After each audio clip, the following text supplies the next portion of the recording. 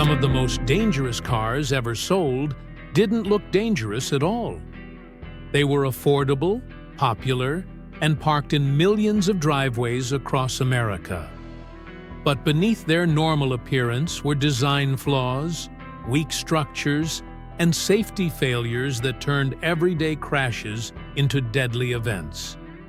These are cars that didn't just fail to protect their drivers, they quietly put them in harm's way. Number 11. Chevrolet Cobalt, 2005 to 2010. When the Chevrolet Cobalt first arrived, it was marketed as a safe, sensible replacement for the aging Cavalier. It was affordable, fuel-efficient, and widely purchased by families, commuters, and first-time drivers. On the surface, it looked like a responsible choice, simple, modern, and backed by a trusted American brand. Few owners had any reason to believe this car could turn deadly without warning. The real danger wasn't visible from the outside. Deep inside the steering column was a faulty ignition switch that could slip out of the run position with very little force. A bump in the road, a sudden turn, or even the weight of a heavy keychain could shut the engine off while the car was moving. When that happened, power steering and power brakes were lost instantly. Even worse, the airbags were disabled at the exact moment they were needed most. In a crash, milliseconds matter. But in the Cobalt, a stalled engine meant the airbag system often never deployed. Drivers who should have survived moderate collisions were instead left unprotected. Many never knew anything was wrong until it was too late. This wasn't a rare malfunction. It was a design flaw that existed from the beginning. What makes this case especially disturbing is how long the problem went unresolved. Internal documents later showed the defect was known years before a recall was issued. During that time, crashes continued to happen, injuries piled up, and lives were lost. Families were told their loved ones died because of driver error, not realizing the car itself had failed them. Even today, the Chevrolet Cobalt remains on the road in large numbers. They're cheap, easy to find, and often passed down to younger drivers. Many owners believe the recall fixed everything, but aging parts, incomplete repairs, and lack of awareness mean the risk hasn't fully disappeared. In modern traffic, surrounded by heavier vehicles moving at higher speeds, the Cobalt's original safety weaknesses are even more dangerous. This car didn't earn its place on this list because of one dramatic flaw. It earned it because it looked harmless, behaved normally, until the exact moment it failed to protect the person behind the wheel. Next up, a car whose danger didn't come from electronics, but from something far more explosive. Number 10. Ford Pinto. The Ford Pinto was never sold as a luxury car or a performance machine. It was designed to be simple, affordable, and practical. Exactly the kind of car everyday Americans trusted for commuting, errands, and family use. When it launched in the 1970s, the Pinto became wildly popular. Millions were sold, and for many owners, it was their first new car. Nothing about it suggested danger. But hidden behind the rear axle was one of the most infamous design flaws in automotive history. The Pinto's fuel tank was positioned dangerously close to the rear bumper, with little structural protection. In even relatively low-speed rear-end collisions, the tank could rupture. When that happened, fuel often spilled directly into the passenger compartment or ignited almost instantly. Doors jammed, seat belts melted, and occupants were trapped inside burning vehicles. This wasn't a rare or freak occurrence. Crash after crash showed the same horrifying pattern. People survived the initial impact only to suffer severe burns or die moments later. What made the Pinto especially dangerous was that many of these crashes happened at speeds that would normally be survivable in other cars. The most disturbing part wasn't just the design, it was the response. Internal company documents later revealed that the cost of reinforcing the fuel tank was calculated against the cost of paying settlements for deaths and injuries. The fix was cheap. The decision not to implement it was deliberate. For years, the car stayed on the road exactly as it was. Public outrage eventually exploded, lawsuits followed, and the Pinto became a symbol of corporate negligence. But by then, the damage was already done. The reputation stuck, and the lives lost could never be undone. Even decades later, the Ford Pinto remains a warning. It proves that danger doesn't always come from reckless driving or high speeds. Sometimes, it comes from decisions made long before the car ever reaches the road. The Pinto didn't fail because of bad luck. It failed because safety was treated as optional. And while most Pintos are gone today, their story still matters. Because the next car on this list shows how danger didn't disappear with time. It simply changed form. Next up, a vehicle built for freedom and adventure, but terrifyingly unstable when things go wrong. Number 9. Jeep Wrangler. Older generations. The Jeep Wrangler has always sold an image of freedom. Open roofs, removable doors, and the promise of adventure made it one of the most recognizable vehicles on American roads. Owners trusted it for its rugged looks and off-road heritage, believing that something built to conquer trails must also be tough enough to protect them in an accident. That confidence, unfortunately, was often misplaced. Older generations of the Wrangler suffered from a dangerously high rollover risk. Its short wheelbase, high center of gravity, and narrow track width made it far more likely to tip during sudden maneuvers or emergency lane changes.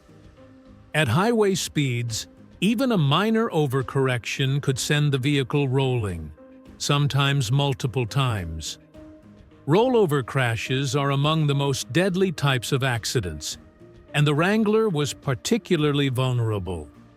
Roof strength in earlier models was weak, meaning that when the vehicle flipped, the roof could collapse inward. Occupants were often crushed or partially ejected, leading to severe head, neck, and spinal injuries. In some cases, doors detached completely during rollovers, offering little to no containment. The Wrangler's design choices made sense for off-road crawling, but on pavement, those same traits became liabilities. Solid axles, stiff suspension, and tall ride height helped on rocks and mud, but worked against stability during everyday driving. Most owners never planned to take sharp turns at high speed, but real-world emergencies don't ask for permission. What makes this especially concerning is how normal the Wrangler felt in daily use. It didn't feel like a dangerous vehicle while cruising around town. Drivers often had no warning until a sudden maneuver pushed the vehicle past its tipping point. Unlike sports cars that clearly signal their limits, the Wrangler could feel calm right up until it rolled. Even today, many older Wranglers remain on the road, often modified with lift kits and oversized tires that make the stability problem even worse. These changes amplify the original design flaws, increasing rollover risk far beyond what the vehicle was ever designed to handle. The Jeep Wrangler didn't earn its place here because it was poorly built. It earned it because its design demanded respect that many drivers were never told they needed to give. Next up, a small economical car that offered efficiency, but almost no protection when things went wrong. Number 8. Toyota Yaris, early models. The Toyota Yaris built its reputation on reliability and efficiency. It was marketed as a smart, economical choice for city driving. Easy to park, cheap to maintain, and backed by Toyota's long-standing image of quality. For many buyers, especially commuters and budget-conscious families, the Yaris felt like a safe bet, simply because of the badge on the hood. But safety and reliability are not the same thing. Early generations of the Yaris were extremely lightweight, and that lightness came at a cost. In real-world crashes, especially at highway speeds, the car's small size and thin structure offered very little protection. When struck by larger vehicles, which dominate American roads, the Yaris absorbed far more force than its occupants could safely tolerate. Frontal crashes were a major concern. The crumple zones were limited, meaning energy from impacts transferred quickly into the passenger cabin. In offset collisions, intrusion into the footwell and dashboard area was common, increasing the risk of serious leg and chest injuries. Side impacts were even more troubling. Early models lacked robust side impact protection, leaving occupants vulnerable in T-bone crashes. On paper, the Yaris often met minimum safety standards, but minimum doesn't mean safe.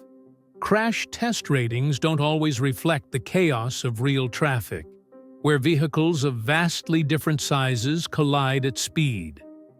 Against pickup trucks and SUVs, the Yaris was at a severe disadvantage. Drivers could do everything right and still suffer devastating injuries simply because of physics. Another overlooked danger was highway stability.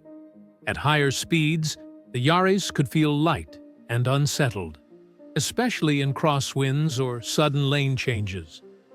Emergency maneuvers required more precision than most drivers expected from a car that felt so easygoing around town. What makes this especially dangerous is the trust factor. Many owners assumed that because it was a Toyota, safety was a given. That assumption led people to underestimate the risks of mixing a very small, lightly built car with fast-moving, heavy traffic. The Yaris wasn't reckless by design. It was simply built for a different environment than the one it often found itself in. And when pushed outside that environment, it offered very little margin for error. Next up, a compact sedan that looked solid, but folded under pressure when crashes turned serious. Number 7. Dodge Neon.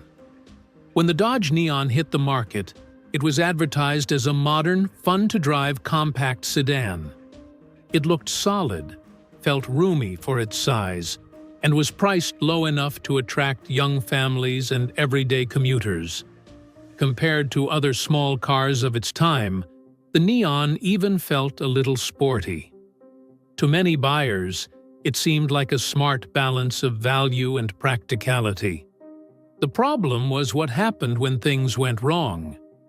In serious crashes, the Dodge Neon struggled to protect its occupants. Frontal impact performance was one of its biggest weaknesses. In offset collisions, where only part of the front end absorbs the impact, the structure often failed to manage crash energy effectively. Instead of the force being absorbed gradually, it pushed deep into the cabin. Steering columns moved backward, dashboards collapsed, and footwells crushed inward, trapping drivers' legs. Side impact crashes were even more alarming. Early Neons lacked strong side door reinforcements and advanced side airbags. In real-world T-bone accidents, intrusion into the passenger compartment was common. Occupants sitting closest to the point of impact faced a high risk of severe chest, abdominal, and head injuries. These were crashes that many other vehicles could survive, but the Neon often couldn't. What made the situation worse was the car's popularity. The Neon sold in huge numbers, meaning it was involved in a large volume of accidents. As crash data accumulated, a clear pattern emerged. Injury rates were higher than expected for a car that felt as sturdy as it did. The Neon looked normal, drove normally, and gave no clear warning of its limitations. Aging has only made the problem worse. Many Neons stayed on the road for years, even decades, long after newer safety technologies became standard elsewhere. Weak structural designs don't improve with time, and as materials degrade, protection becomes even more limited. Rust, worn suspension components, and outdated restraint systems further reduce survivability. Perhaps the most dangerous thing about the Dodge Neon was how ordinary it felt. It didn't intimidate drivers. It didn't demand caution. It simply blended into daily life until a crash exposed just how little stood between the occupants and serious injury. Next up, a familiar mid-size sedan that looked sturdy, drove smoothly, and quietly racked up a troubling safety record. Number 6. Nissan Altima, mid-2000s models. For years, the Nissan Altima was seen as a dependable mid-size sedan, comfortable, smooth on the highway, and big enough to feel reassuring without being bulky. It appealed to commuters, families, and older drivers who wanted something easy to live with. From the driver's seat, it felt planted and secure, giving the impression of a car that could handle everyday dangers without issue. That sense of security didn't always hold up in real crashes. Mid-2000s Altima models showed troubling weaknesses in serious frontal impacts. In offset collisions, the front structure often failed to distribute crash forces evenly. Instead of the energy being absorbed through controlled crumpling, it pushed backward into the passenger compartment. Footwells collapsed, pedals moved toward the driver, and steering components intruded into the cabin. These intrusions dramatically increased the risk of leg, chest, and head injuries. Side impact protection was another concern. Compared to competitors of the same era, the Altima lagged behind in door reinforcement and side airbag effectiveness. In T-bone crashes, especially those involving SUVs or pickups, the passenger compartment could be breached more than expected. Occupants on the struck side often faced severe injuries, even in moderate-speed impacts. What made this especially dangerous was how common the Altima was. It wasn't a niche car, it was everywhere. That meant more exposure, more crashes, and more real-world data revealing patterns that didn't look good. Injury rates in certain crash scenarios were consistently higher than many drivers would assume for a mid-size sedan. Aging has only amplified these risks. Many Altimas from this era are still on the road, often with worn suspension components, degraded airbags, and outdated restraint systems. Safety technology that was barely adequate when new is now far behind modern standards. Meanwhile, traffic has become faster and vehicles heavier, putting older sedans at an even greater disadvantage. The Nissan Altima didn't feel dangerous. That's exactly the problem. It inspired confidence without providing the level of protection that confidence demanded. And when crashes happened, drivers learned too late that feeling safe and being safe are very different things. Next up, a small pickup that looked tough on the outside, but offered shockingly little protection when struck from the side. Number 5. Chevrolet S10/GMC Sonoma. The Chevrolet S10 and its twin, the GMC Sonoma, were marketed as tough little trucks. They looked rugged, sat high enough to feel commanding, and promised the utility of a pickup without the bulk of a full-size truck. For many buyers, Especially tradespeople and small business owners, these trucks felt like a durable, no-nonsense choice. But toughness on the outside didn't translate to safety on the inside. One of the biggest dangers of the S10 and Sonoma was side impact protection, or rather, the lack of it. The doors were thin, the side structure was weak, and there was very little material between occupants and whatever struck them.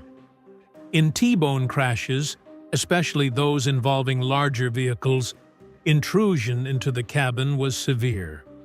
Occupants were often exposed directly to the force of the impact, leading to catastrophic injuries.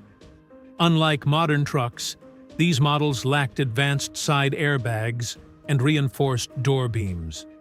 In real-world crashes, the frame did little to shield passengers when hit at intersections. Even relatively moderate speeds could result in life-threatening injuries, particularly to the chest and abdomen. Another issue was the seating position. Drivers sat upright and close to the door, which increased vulnerability in side collisions. In some cases, the impact zone lined up almost perfectly with the driver's torso. This made survivable crashes in other vehicles far more dangerous in the S10. What made the risk even worse was how long these trucks stayed in service. They were reliable mechanically, so owners kept them for years. That meant outdated safety designs were still being used in modern traffic, where vehicles are heavier, faster, and taller than ever before. Rust also played a role. As these trucks aged, corrosion weakened already thin structural components. Frame rust, door deterioration, and worn suspension parts further reduced crash protection. The truck might still run fine, but its ability to protect its occupants quietly eroded over time. The Chevrolet S10 and GMC Sonoma earned their reputation as hard-working vehicles. But when it came to crashes, they offered very little margin for error. They didn't fail because of reckless driving. They failed because their design never truly accounted for what happens when something goes wrong. Next up, a compact sedan that looked modern and affordable, but left drivers dangerously exposed in serious crashes. Number 4. Hyundai Accent, early 2000s models. The early 2000s Hyundai Accent was marketed as progress. It was affordable, fuel-efficient, and far more modern-looking than Hyundai's earlier offerings. For buyers on a budget, it felt like a smart compromise. Newer than most used cars, backed by a long warranty, and simple enough to trust. Many people assumed that newer automatically meant safer. In reality, the Accent's biggest weakness was its structure. In serious crashes, especially at highway speeds, the Accent struggled to maintain a survivable cabin. Frontal impacts often resulted in excessive intrusion, with the dashboard, pedals, and steering components moving deep into the driver's space. That kind of intrusion dramatically increases the risk of leg, chest, and head injuries, even when seatbelts are worn properly. Side impacts were even more dangerous. Early Accent models had thin doors and minimal side reinforcement. In T-bone crashes, there was very little material to absorb energy before it reached the occupants. Without advanced side airbags or strong door beams, the body structure simply gave way. For passengers sitting closest to the impact, injuries were often severe and immediate. What made this especially dangerous was how normal the Accent felt in daily use. It drove quietly, handled predictably, and didn't feel flimsy behind the wheel. Drivers had no reason to suspect that the car's safety margins were so thin. In everyday traffic, it blended in perfectly until it was forced to protect its occupants. Highway driving exposed another issue: stability. At higher speeds, the Accent's lightweight worked against it. Sudden lane changes, evasive maneuvers, or strong crosswinds could unsettle the car quickly. In emergencies, that instability reduced the driver's ability to avoid a crash in the first place. As these cars aged, the risks only increased. Worn suspension components, degraded airbags, and structural rust further weakened an already marginal safety design. The Accent might still start every morning, but its ability to protect occupants quietly declined year after year. The early Hyundai Accent wasn't reckless by intent. It was built to meet minimum standards at the lowest possible cost. And when those minimums were tested in real-world crashes, they often weren't enough. Next up, an SUV that promised safety through size, but became infamous for rollovers and deadly failures. Number 3. Ford Explorer, late 1990s, early 2000s.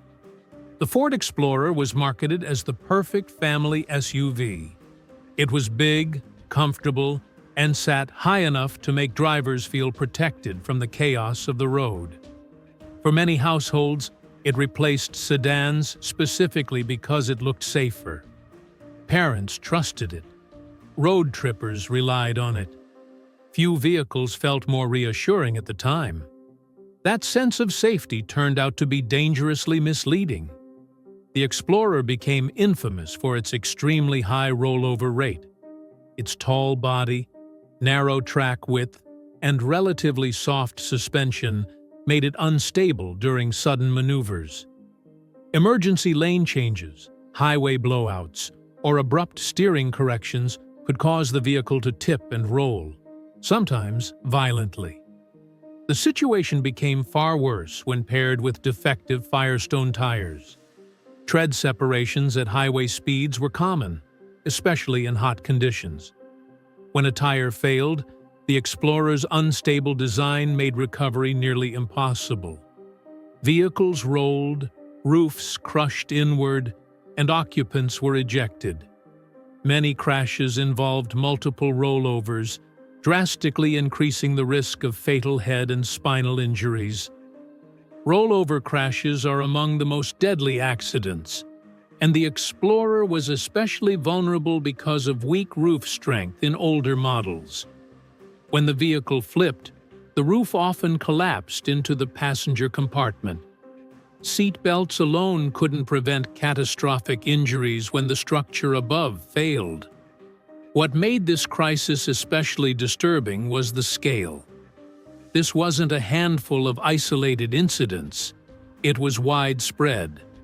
Thousands of crashes, countless injuries, and a massive loss of public trust followed. Investigations revealed design compromises and warning signs that should have been addressed long before lives were lost. Even today, older Explorers remain on the road. Many owners believe the problems were fixed or exaggerated by the media. But the basic physics of the design never changed. As these vehicles age, worn suspension components and outdated safety systems only increase the danger. The Ford Explorer didn't earn its place on this list because it was small or flimsy. It earned it because it convinced people they were safe, right up until the moment everything went wrong. Next up, a sports car that looked exciting, drove differently, and had a terrifying habit of catching fire. Number 2. Pontiac Fiero. The Pontiac Fiero was supposed to be exciting. It looked like a sports car, sat low to the ground, and promised something different from the typical sedans of its time. For many buyers, it felt modern and innovative, mid-engine, lightweight, and fun to drive. It didn't just look safe enough, it looked advanced. What few drivers realized was how many compromises were hidden beneath that sleek exterior. Early Fieros were plagued by a dangerous engine fire problem. To save money, Parts from other vehicles were reused in a design that wasn't originally meant for them. The engine compartment ran hot, and oil leaks were more common than they should have been. When oil contacted hot exhaust components, fires could ignite rapidly, sometimes without warning. In several cases, flames spread while the vehicle was still moving. A car fire is one of the most terrifying failures a driver can experience. In the Fiero, the mid-engine layout meant the fire started close to the passenger compartment.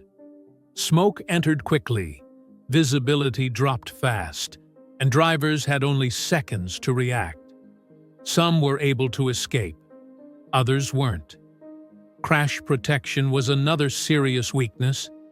The Fiero's lightweight space frame construction helped performance, but offered limited energy absorption in collisions. In frontal impacts, there was very little structure between the occupants and whatever they hit. Side impacts were even worse, with minimal protection against intrusion. In serious crashes, survivability was far lower than many drivers expected from a car that felt solid and well-built. What made the Fiero especially dangerous was how forgiving it felt right up until something went wrong. It handled differently from front-engine cars, and drivers unfamiliar with its balance could lose control during sudden maneuvers. When crashes happened, the lack of structural protection left little room for error. Although fixes were eventually made, the damage to the Fiero's safety record was already done. Many remain on the road today as collectibles or weekend cars, often driven without the benefit of modern safety upgrades. Aging fuel systems, brittle hoses, and outdated fire prevention measures only increase the risk. The Pontiac Fiero wasn't just a failed experiment. It was a reminder that innovation without proper safety margins can be deadly. Next up, the car that looks friendly, harmless, and retro, but ranks among the worst for occupant protection. Number 1. Chrysler PT Cruiser. The Chrysler PT Cruiser looked harmless. Friendly curves, retro styling, and a tall roofline made it feel approachable and practical. Many buyers chose it because it was easy to get in and out of, offered good visibility, and felt comfortable for everyday driving. It never looked like a risky vehicle, and that's exactly why it was so dangerous. In crashes, the PT Cruiser performed shockingly poorly. One of its biggest failures was side impact protection. Despite its tall shape, the vehicle offered very little structural resistance in T-bone crashes. Doors collapsed inward, and intrusion into the passenger compartment was severe. Occupants sitting closest to the impact had very little protection, even at moderate speeds. Compared to other vehicles from the same era, injury risk was dramatically higher. Frontal crashes were no better. The front structure struggled to manage impact forces effectively, allowing energy to transfer too quickly into the cabin. Steering components and dashboards moved toward occupants, increasing the likelihood of chest and head injuries. The PT Cruiser's design prioritized style and interior space, but safety took a back seat. The vehicle's tall, narrow stance also hurt stability. Emergency maneuvers could feel unpredictable, and in certain situations, loss of control came faster than drivers expected. While it didn't roll over as frequently as some SUVs, its handling limits arrived suddenly and without much warning. What makes the PT Cruiser especially dangerous is how long it stayed on the road. It sold well, remained affordable on the used market, and was often purchased by people who valued comfort and ease, not performance driving. Many owners assumed that a newer-looking car meant safer engineering. In reality, the PT Cruiser lagged behind in crash protection, even when it was brand new. Today, many of these vehicles are still in service, often with aging airbags, worn suspension components, and structural fatigue. Modern traffic is faster and heavier, leaving the PT Cruiser even more exposed than it was when first released. The PT Cruiser earns the top spot not because it looked risky, but because it never did. It felt safe when it wasn't. And that false sense of security made its flaws far more dangerous.